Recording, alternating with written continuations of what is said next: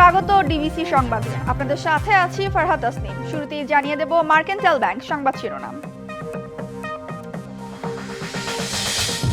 প্রতি ফোঁটা রক্তের বদলা নেওয়ার হুঁশিয়ারি পাকিস্তানের প্রধানমন্ত্রীর। জবাব দিতে সেনাবাহিনীকে অনুমতি।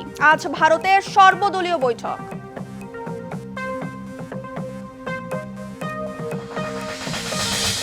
পেহেলগামের ঘটনায় কোনো পদক্ষেপ না নেওয়ায় পাকিস্তানে ভারতের হামলা। যুদ্ধ চালিয়ে নেওয়ার ইচ্ছা নেই পাকিস্তানের, বিশ্লেষকদের নানা মত।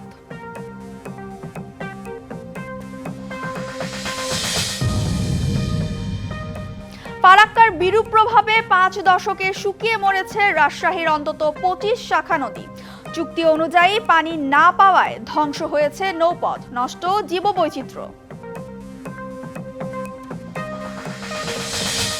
জুলাই গণহত্যার বিচার না হলে ফ্যাসিবাদ ভয়ঙ্কর রূপে ফিরে আসবে, মন্তব্য জামায়াতের আমিরের। দেশে এখনো ন্যায় বিচার প্রতিষ্ঠিত হয়নি। ভুয়া ওকালতনামায় জামিনে বেরিয়ে যায় ধর্ষণ চেষ্টা মামলার আসামি। কিছুই জানে না বাদী ও আসামি পক্ষ।